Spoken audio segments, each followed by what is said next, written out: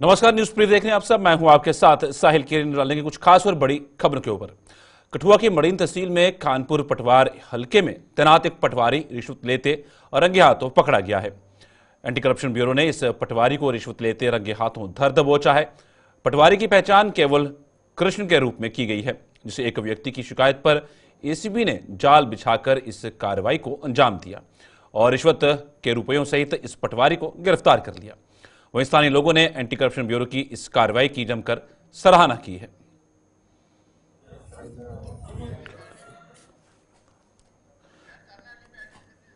कठुआ की मड़ीन तहसील में खानपुर पटवार हलके में तैनात एक पटवारी रिश्वत लेते रंगे हाथों पकड़ा गया है। एंटी करप्शन ब्यूरो ने इस पटवारी को रिश्वत लेते रंगे हाथों धर दबोचा है।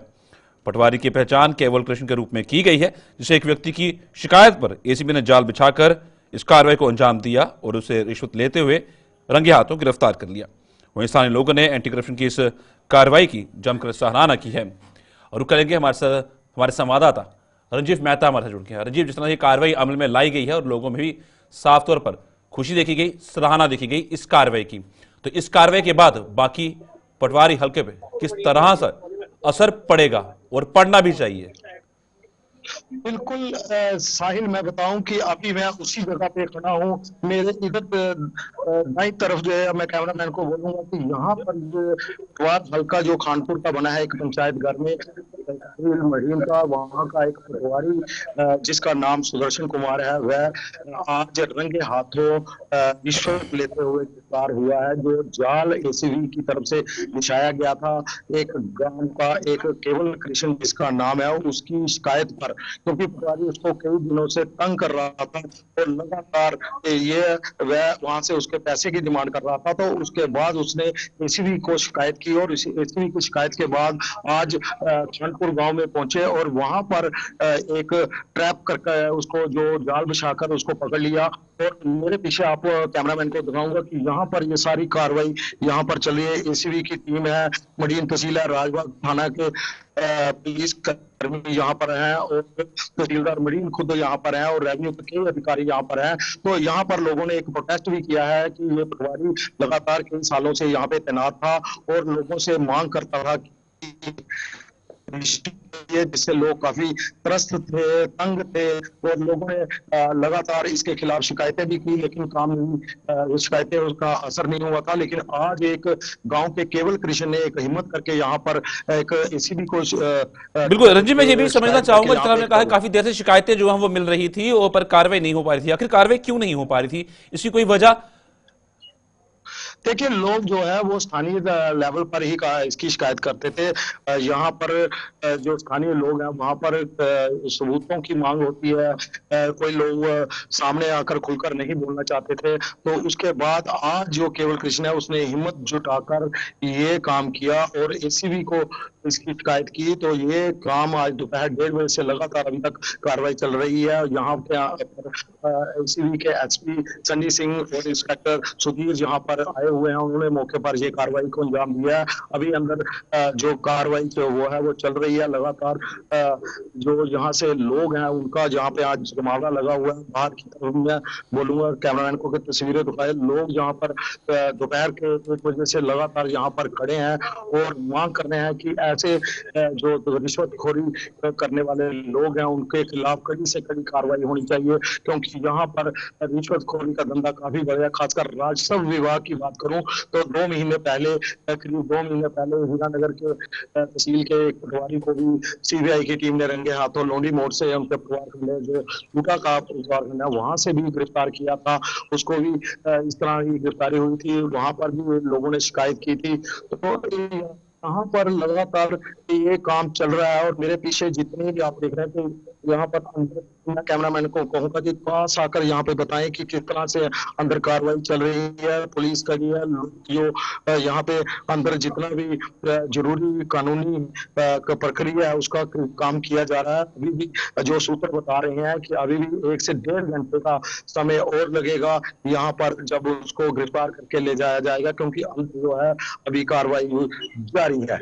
जी रंजीत, मैं ये भी समझना चाहूंगा, कार्रवाई अभी भी वहां पर चल रही है, तो ये मामला जब एसीबी के समक्ष आया तो क्या बताया गया, कितनी रिश्वत मांगी जा रही थी और किस काम की रिश्वत मांगी जा रही थी, क्या इसके बारे में कुछ जानकारी मिल पाई है?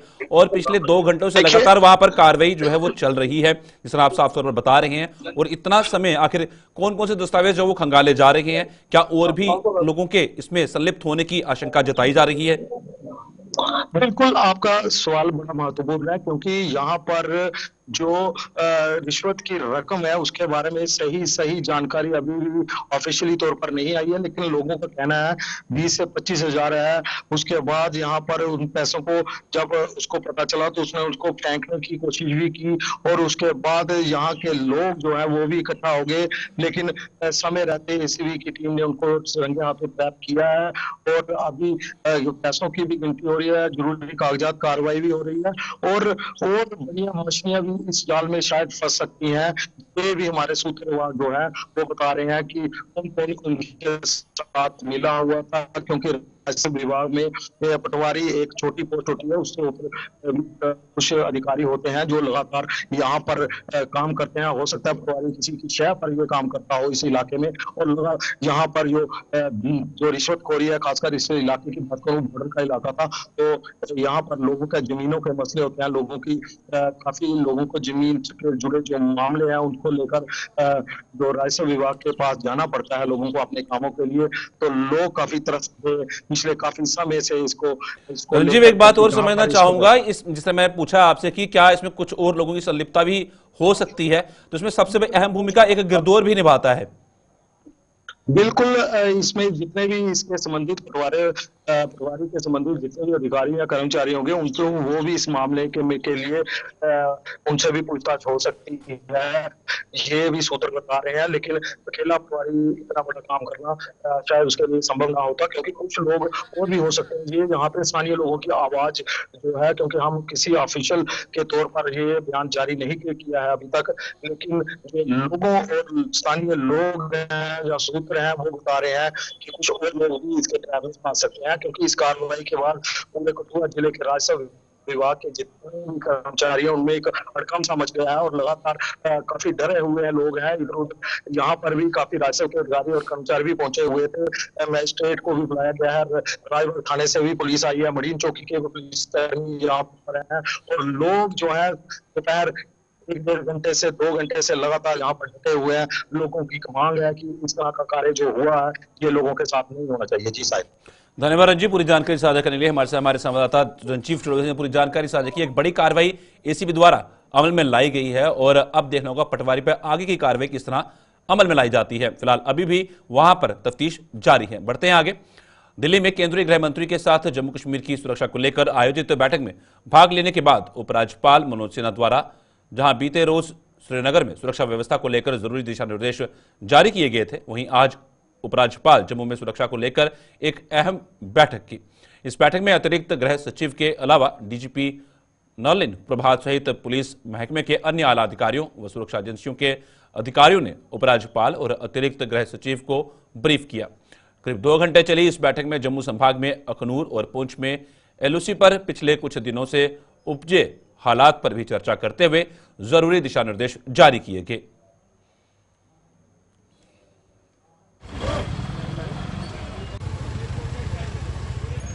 जम्मू में एलजी मनोज सिन्हा के द्वारा सुरक्षा समीक्षा बैठक की गई। बैठक करीबन 2 घंटा ये बैठक चली, जहां पर एक रोड मैप को तैयार किया गया, क्योंकि काफी समय से जो है वो पुंछ, राजौरी और अखनूर के बटे इलाके में टेरर एक्टिविटी में एक और एक इजाफा देखने को मिल रहा है। इनसे किस प्रकार से निपटा जा सके, क्योंकि पाकिस्तान लगातार प्रयास कर रहा है घुसपैठ करने की, और कहीं ना कहीं एक जिस प्रकार से एक मंसूबा जो है एक पाकिस्तान का कि यहाँ पर जो है जम्मू कश्मीर में शांति है, उस शांति को जो है वो भंग किया जा सके, लगातार पाकिस्तान के द्वारा यह प्रयास किया जा रहा है। इन तमाम चीजों को लेकर आज बैठक देखने को मिली, जहां पे डीजीपी नलिन प्रभात, एडीजीपी, तमाम जिला के एसएसपी और साथ ही साथ डीआईजी रेंज इसमें मौजूद रहे।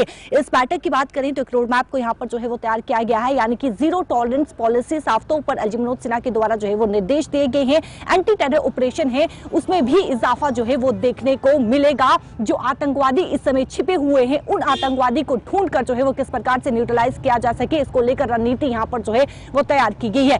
साथ ही साथ जो आतंकवादी को सपोर्ट कर रहा है या फिर फाइनेंशियली वो सपोर्ट कर रहा है, उन्हें भी ढूंढकर जो है इनका जो है वो उन्हें बख्शा नहीं जाएगा। इस प्रकार के निर्देश भी जो है वो दिए गए हैं। यानी कि तमाम इन चीजों को देखते हुए एक डिटेल्ड रिपोर्ट जो है एलजी मनोज सिन्हा को दी गई कि जम्मू रीजन में किस प्रकार से टेरर एक्टिविटी में इजाफा हो रहा है और इन चीजों से किस प्रकार से जो है वो निपटा जा सके, क्योंकि पाकिस्तान कोशिश कर रहा है घुसपैठ करने की, पाकिस्तान अपने मंसूबे को अंजाम देने की यहां पर कोशिश कर रहा है और इन्हीं मंसूबे को नाकाम करने के लिए सुरक्षा समीक्षा बैठक जो है वो आज जम्मू में देखने को मिली, जहां पे करीबन 2 घंटा ये बैठक चली।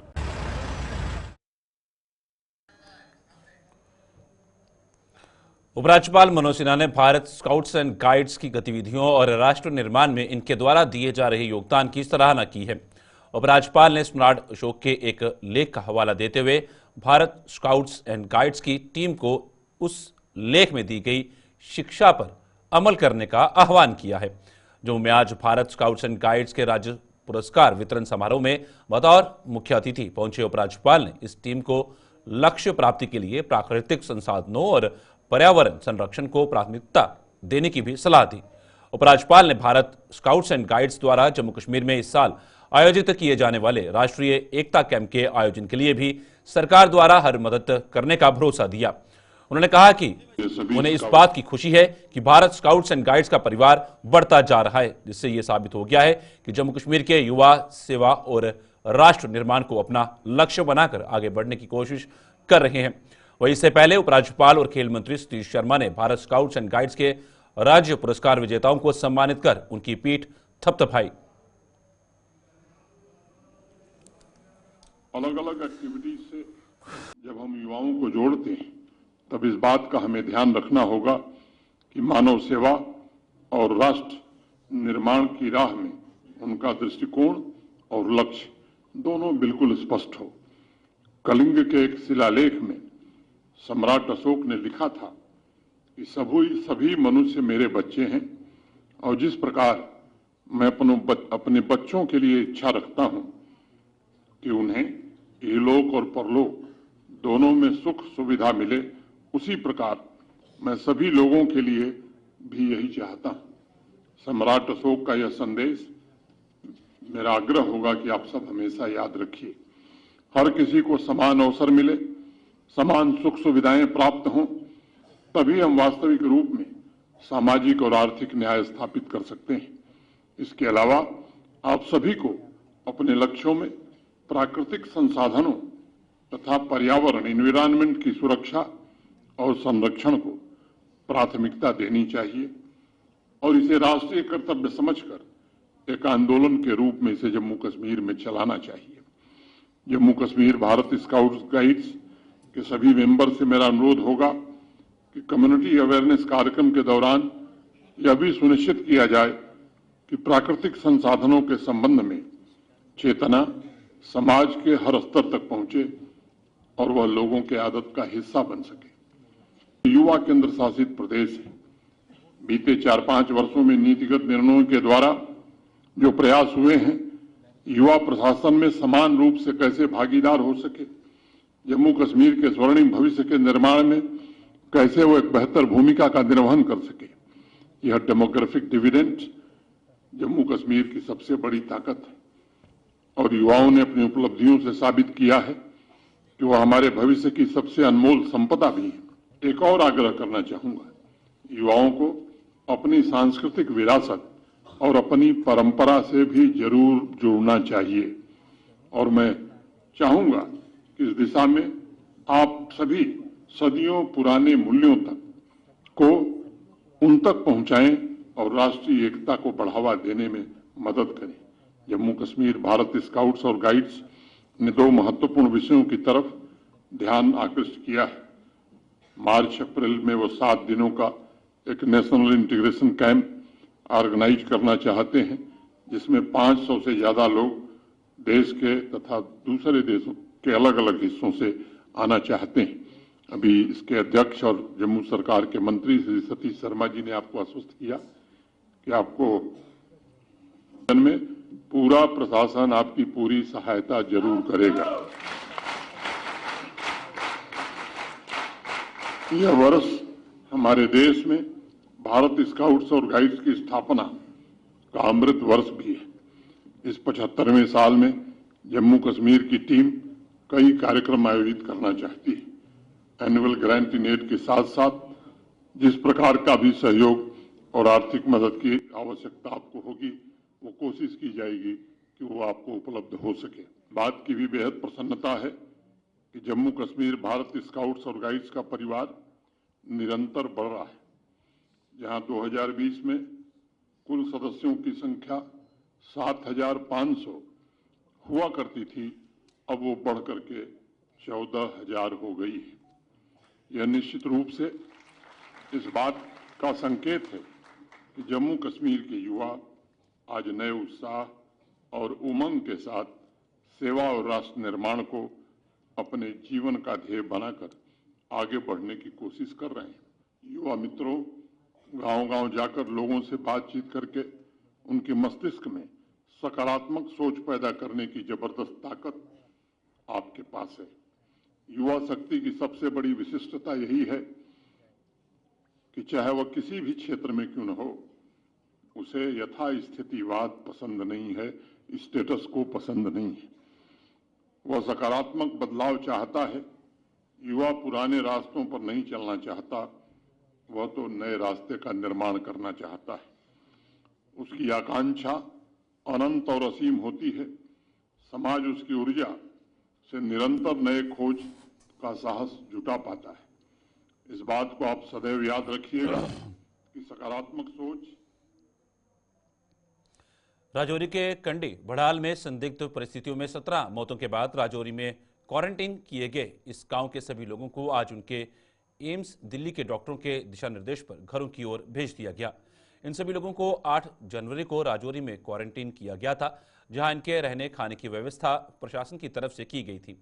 राजौरी के डीसी अभिषेक शर्मा और उनकी टीम ने आज इन भाषड़ परिवारों के 330 लोगों को घर विदा करने से पहले कई जरूरी दिशा निर्देश जारी किए और इन्हें राशन भी मुहैया करवाया गया। इनमें से कई लोगों को आज प्रशासन ने लेबर कार्ड भी मुहैया करवाए ताकि इन्हें रोजगार मिल सके। देखिए हमारे संवाददाता जमशीद मलिक की ग्राउंड जीरो से यह रिपोर्ट। बढ़ाल मुतासरीन को 22 दिन बाद आज अपने घरों के लिए रवाना किया जा रहा है, जिनके चेहरों पर खुशियां हैं, क्योंकि इंतजामिया की तरफ से एक बड़ा कदम उठाया गया था उस वक्त जब बढ़ाल के अंदर लगातार अमवात का सिलसिला था और इंतजामिया ने एक बेहतर कदम उठा के इन लोगों को राजौरी लाया गया था। आज जिला तरक्याती कमिश्नर राजौरी हमारे साथ हैं। सर, आज इनको अपने घरों के लिए भेजा जा रहा है, किस तरह की हिदायतें इनको दी हैं आपकी तरफ से? देखिए, सबसे पहले हमने जितनी भी SOPs हैं कि किस तरीके से हमने फूड सेफ्टी का ख्याल रखना है, खाना बनाते समय, खाना खाते समय किन किन चीज़ों का ख्याल रखना है, हाथ धो के खाना खाना है, क्योंकि बहुत सारे लोग जो हैं, हमने जब घरों में विज़िट की ये पाया कि कुछ घरों में पेस्टिसाइड्स थे, कुछ घरों में जानवरों की दवाइयाँ थी जो कि किचन के साथ साथ ही रखी हुई थी। तो ऐसा हो सकता है कि कभी हम खेत में छिड़काव करने के बाद हाथ धोने के बिना ही खाना खाएं या हाथ धोने के बिना ही औरतें खाना बनाएं। इसके लिए जो बेसिक प्रोटोकॉल है वो बताई गई हैं कि अगर आप पेस्टिसाइड या कोई भी कीटनाशक का स्प्रे करते हैं तो उसको लेके बहुत एहतियात बरतने की ज़रूरत है। आँखों को, सर को ढकने की ज़रूरत है, मुँह को ढकने की ज़रूरत है, हाथों में कुछ न कुछ ग्लव अगर नहीं है तो लेकिन उसके बाद साबुन से हाथ धोने की ज़रूरत है। और उसी के बाद जो है किचन को उसके साथ में नहीं रखना है। सामान जो ऐसा कोई भी डेंजरस पदार्थ है, जो ऐसी कोई भी चीज़ें अवेलेबल है, उनको किचन के अंदर नहीं रखना है। वो सब चीज़ें भी बताई गई। इसके अलावा ये भी बताया गया है कि कहीं पे अगर किसी तरीके से कोई भी सिम्टम आता है, बुखार आता है, तो उसके लिए ज़्यादा टाइम वेस्ट नहीं करना है। लोकल दुकान से लेके टैबलेट खा के वो नहीं मानना है कि ये ठीक हो गया, बल्कि डॉक्टर के पास जाना है और प्रॉपर उसको इंश्योर करना है। इसके साथ साथ जो हमारे बाकी लोग हैं, जो कि बताया गया है कि अभी मक्की के कुछ सैंपल्स जो थे वो उसमें कुछ इश्यूज पाए गए थे, तो हमें एहतियातन जितने भी घरों में मक्की और उसका आटा है उसको सील किया है। लोगों से यही रिक्वेस्ट है कि उसको अभी तक कंज्यूम ना करें। उसके लिए अल्टरनेट राशन प्रोवाइड किया गया है, उसके लिए रिप्लेसमेंट भी करवाया गया है। अब यही आप सब लोगों से भी रिक्वेस्ट है, मीडिया से भी मेरा ये रिक्वेस्ट रहेगा कि ये चीज़ को कन्विंस करने के लिए लोगों के अंदर जाके आप भी हमारा सहयोग करें, और हम भी पूरी कोशिश कर रहे हैं। एम्प्लॉयज़ की, ऑफिशियल्स की पूरी टीम इसको लेके बहुत सजग है कि ये सारी जो SOPs हैं उसको ग्राउंड पे इम्प्लीमेंट किया जाए। एक आखिरी सवाल चलते थे आपसे, आज यहाँ से कितने लोगों को घर भेजा जा रहा है? जो GMC में थे उनको भी क्या घर भेजने की तैयारियां हैं? तो अभी एम्स दिल्ली की जो गाइडलाइंस आई हैं डिस्चार्ज को लेके, उनमें ये गाइडलाइंस है कि अगर कोई भी पर्सन जो अफेक्टेड था उस फैमिली में क्लोज रिलेशन में था, उनको 21 दिन से ऊपर कोई सिम्टम नहीं आता है तो हम उनको रिलीज़ कर सकते हैं। जो लोग अभी हॉस्पिटलाइज्ड हैं उनके अभी 21 दिन कंप्लीट नहीं हुए हैं, जैसे ही उनके 21 दिन कंप्लीट होंगे उनको भी डिस्चार्ज कर दिया जाएगा। Thank you. ये थे हमारे साथ जिला तरक्यात कमिश्नर राजौरी अभिषेक शर्मा, जिनकी तरफ से आपने सुना होगा आज 62 फैमिलियों के 330 लोगों को अपने घरों के लिए वापस भेजा जा रहा है जो बिडाल मुतासरीन थे, और आज इनको अपने घरों को रवाना किया जा रहा है। इनको सर्टिफिकेट भी इशू किए जा रहे हैं। आप देख सकते हो लेबर कार्ड के, खास करके दिगर जो लोग अंदर इतने दिनों से यहाँ काम अंदर थे, इन लोगों को आज लेबर कार्ड भी इंतजामिया की तरफ से, तमाम तरह के इंतजामिया ने इन लोगों के लिए यहाँ क्वारंटाइन सेंटर में भी किए हुए थे, और आगे भी इनके लिए तमाम तरह के इंतजाम किए गए हैं, जहाँ इनके खाने पीने की अशिया के साथ साथ दिगर चीज़ें भी इंतजामिया की तरफ से इन लोगों को वहाँ मौके पर फराहम की जाएंगी, जिसके लिए इंतजामिया ने पहले ही कई कदम उठाए हुए हैं। मगर राहत भरी खबर यह है कि आज 22 दिन के बाद बडहाल के मुतासरीन 330 लोगों को अपने घरों के लिए रवाना किया जा रहा है। राहुल सूदन के साथ जमशेद मलिक, गुलिस्तान न्यूज, जम्मू कश्मीर ने पार्टी को जमीनी सतह पर मजबूत करने और अवाम के साथ जुड़ने के मकसद से पीडीपी द्वारा जम्मू में आज से एक बड़ा सदस्यता अभियान शुरू किया गया। पीडीपी अध्यक्ष महबूबा मुफ्ती की अध्यक्षता में आयोजित एक बैठक में इस सदस्यता अभियान की शुरुआत की गई। बैठक में पीडीपी के सीनियर लीडर और पार्टी कार्यकर्ता भी मौजूद रहे। इस दौरान पार्टी कार्यकर्ताओं को लोगों के घर घर पहुंचकर उनकी समस्याएं जानने के साथ साथ पार्टी की विचारधारा से भी उन्हें अवगत करवाने के दिशा निर्देश जारी किए गए। डेमोक्रेटिक पार्टी के द्वारा आज मेंबरशिप ड्राइव का आगाज जम्मू से किया गया है, जहां पर पीडीपी की प्रेसिडेंट महबूबा मुफ्ती भी इस मेंबरशिप ड्राइव में जो है वो मौजूद है, और इस समय मेंबरशिप ड्राइव जो है वो देखने को मिल रही है। इन तमाम चीजों की अगर हम बात करें तो पीपल डेमोक्रेटिक पार्टी जहां पे 2014 में उन्होंने केवल और केवल जो है वो 28 सीटें हासिल की थी, लेकिन वहीं पर 2024 में जब चुनाव हुए, विधानसभा चुनाव हुए, तो उन्हें केवल 3 सीटें मिली। तो कहीं ना कहीं मजबूती जमीनी स्तर पर जो है पीपल डेमोक्रेटिक पार्टी को मजबूत करने के लिए यहां पर जो है वो मेंबरशिप ड्राइव को शुरू किया गया है, ताकि पीडीपी पीपल डेमोक्रेटिक पार्टी जो है वो फिर से मजबूत हो सके। और इस समय की बात करें तो पीपल डेमोक्रेटिक पार्टी के कई लीडर जो है वो यहां पर मौजूद है, और इस समय कार्यकर्ताओं को जो है महबूबा मुफ्ती भी संबोधित करते हुए नजर आई है। किस प्रकार से जो है वो रणनीति को आगे तैयार किया जाएगा, उसको लेकर यहां पर जो है वो कार्यकर्ताओं को बूस्ट करते हुए नजर आ रही है, और साथ ही साथ लीडर्स भी यहां पर जो है वो अपने कार्यकर्ताओं को जो है वो मजबूत करते हुए नजर आ रहे हैं। क्योंकि पीपल डेमोक्रेटिक पार्टी की बात करें तो आप देखिए कहीं ना कहीं